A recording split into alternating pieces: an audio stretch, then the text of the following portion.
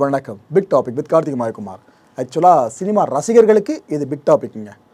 நம்ம நடிகர் விநாயகன் இருக்கார்ல, அவர் ஏன் அரெஸ்ட் பண்ணப்பட்டார் அந்த விஷயத்தில் ஆரம்பித்து இந்த துருவ நட்சத்திரம் படத்தோட ட்ரெய்லர் வெளியாக இருக்குல்ல, அதோட டீகோடிங் வரைக்கும் முழுக்க முழுக்க பார்க்க போகிற நிகழ்ச்சிகளை போகலாம்.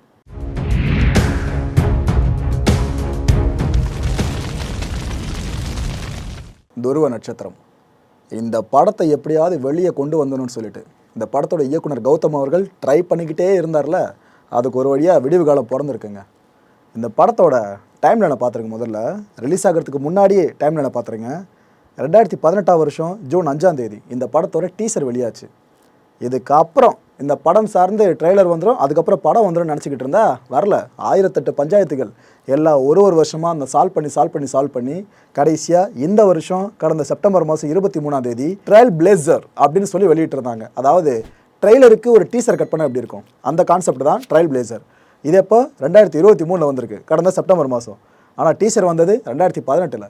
2018, 19, 20, 21, 22, 23 டீசருக்கு அப்புறம் அந்த ட்ரெய்லருக்கான டீசர் வர்றதுக்கு எவ்வளோ நாளாக இருக்குது பார்த்தீங்களா? இதெல்லாம் கடந்து இப்போ 24ஆம் தேதி இந்த படத்தோட ட்ரெய்லர் வெளியிடப்பட்டிருக்குங்க. சும்மா சொல்லக்கூடாது, ட்ரெய்லரை செதுக்கியிருக்காங்க. இந்த ட்ரெய்லரில் டீகோட் பண்ணுற அளவுக்கு ரொம்ப கஷ்டமாலாம் அவங்க எதுவுமே உள்ளே டம்ப் பண்ணி கொடுக்கல. ஆக்சுவலாக இந்த ட்ரையல் பிளேசர் இருக்குல்ல, அதில் கூட டீகோட் பண்ணுற மாதிரி நிறைய விஷயங்கள் இருந்துச்சு. நான் ஷார்ட்டாக ஒன்று கட்டாக போயிட்டு இருந்ததுனால. ஆனால் ட்ரெய்லரில் தெளிவாக அவங்க கதையவே சொல்லிட்டாங்க. குழப்பமே இல்லாமல் படம் பார்க்கலான்ற மாதிரி தான் கதையை அப்படியே அவங்க சொல்லியிருக்காங்க. இதன்படி பார்த்தீங்கன்னா நம்ம முதல்ல கணிச்சிருந்தோம்ல இந்த ட்ரையல் பிளேசரை டீகோட் பண்ணுறப்ப, அதே தாங்க ஃபுல்லாக 100% அப்படியே ஆப்டாக மாறி இருக்கு. 2008 வருஷம் நவம்பர் 26ஆம் தேதி நடந்த மும்பை தாக்குதல் இருக்குல்ல, இந்த ஒரு தாக்குதலோட அடுத்த கட்ட நீட்சியாக தான் இந்த ட்ரெய்லரில் வாய்ஸ் ஓவரே ஆரம்பிக்குது. அதில் என்ன டைலாக் வரும்னா, இது போல் மும்பை தாக்குதல் நடந்து 15 வருஷங்கள் நிறைவடைஞ்சிருச்சு அப்படின்னு சொல்லுவாங்க.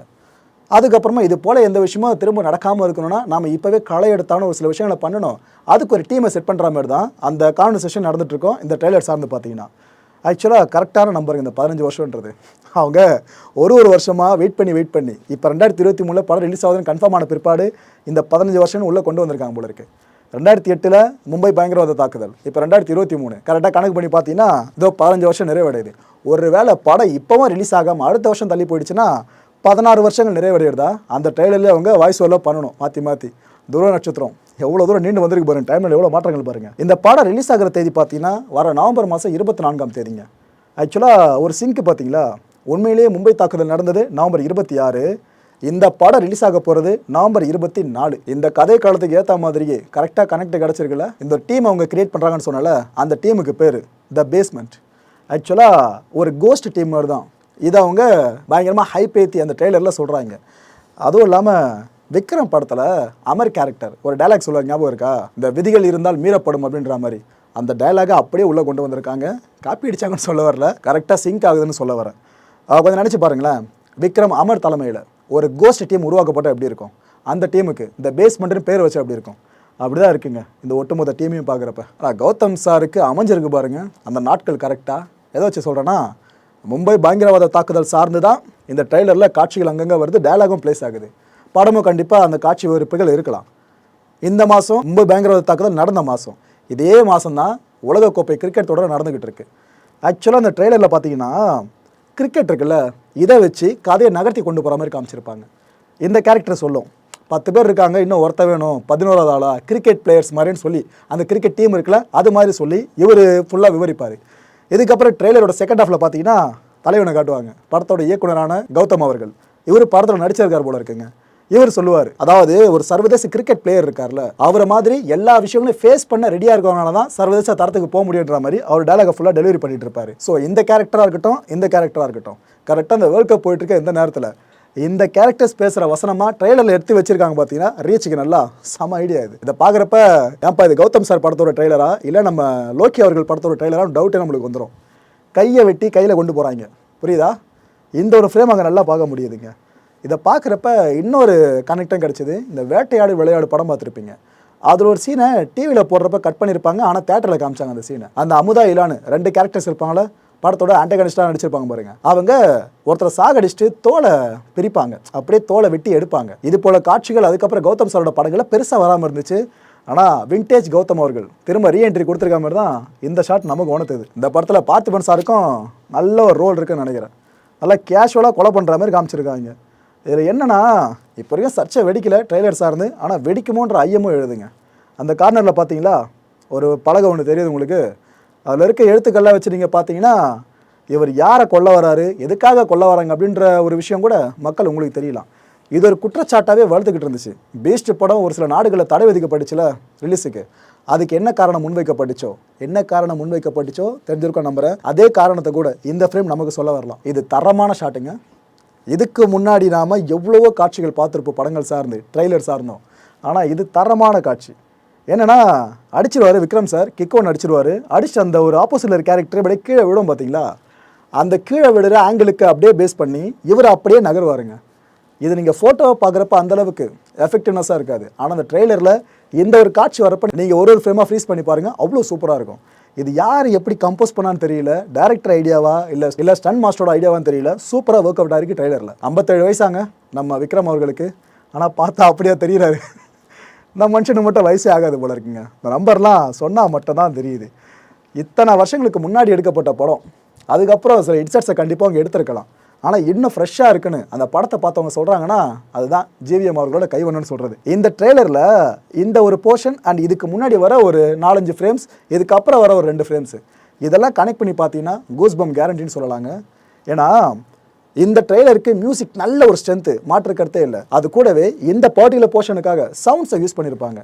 சவுண்ட் ஒரு பக்கமும் மியூசிக் ஒரு பக்கமும் சேர இந்த எடிட் ஒர்க்கும் ஃப்ரேம்ஸையும் நம்ம ஃபுல்லாக பார்க்க கூஸ்பம் மூமெண்ட் கண்டிப்பாக இருக்குது இந்த ட்ரெய்லரில், பர்டிகுலராக இந்த ஃப்ரேம்ஸில். விக்ரம் சாரோட இந்த 2 லுக்கையும் இந்த ட்ரெய்லரில் பார்க்க முடியுது. ஒரு வேளை ஒரே காலகட்டத்தில் நடக்கிற ஒரு கதை சார்ந்து இந்த 2 தோற்றத்தை அவர் ஏற்படுத்திக்கிறாரா, அப்படி இல்லைனா ஃப்ளாஷ்பேக் போர்ஷன் படத்தில் இருக்கான்னு தெரியல. இந்த 2 விதமான தோற்றத்தை பார்க்குறப்ப இந்த டவுட்டு தான் நமக்கு வருதுங்க. சரிப்பா இவ்வளோ பேரை பற்றி சொல்கிற, விநாயகத்தை பற்றி எதுவுமே சொல்லி அப்படின்னு கேட்டிங்கன்னா தலைவனுக்கு தனியாக ஒரு செக்மெண்ட்டே இருக்குங்க. என்ன பண்ணுறது தெரியல. துருவ நட்சத்திரத்தோட காவு அவரானும் புரியல.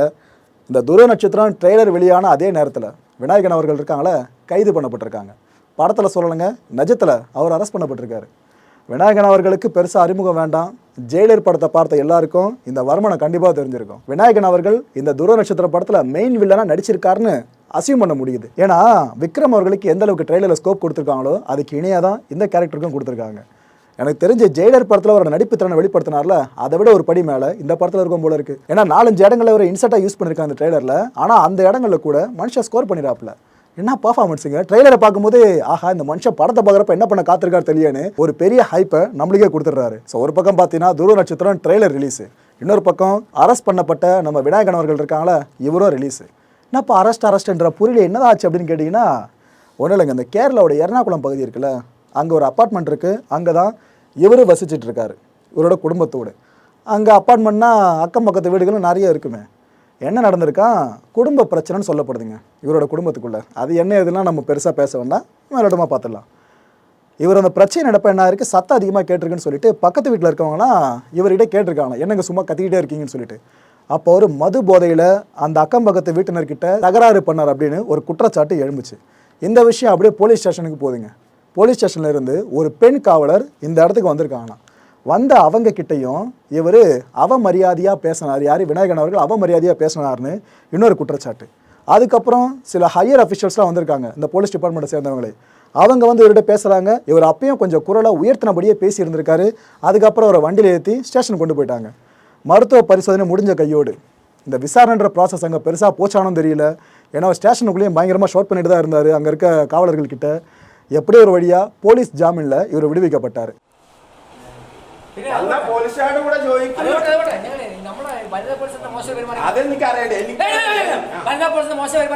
ഞാനൊന്നും പറഞ്ഞില്ല. എന്റെ വീട്ടിൽ കയറി വന്ന പെൺകൊച്ചിനോട് ഞാൻ ചോദിച്ചു നിങ്ങൾ ആരാന്ന് ചോദിച്ചപ്പോ അവര് പോലീസാന്ന് പറയണം. അപ്പൊ ഞാൻ ചോദിച്ചു എന്താണെന്ന് ചോദിച്ചു. അപ്പൊ നിങ്ങളുടെ ഐഡി കാണിക്കാൻ പറഞ്ഞപ്പോ അവർക്ക് ഐഡി ഇല്ല.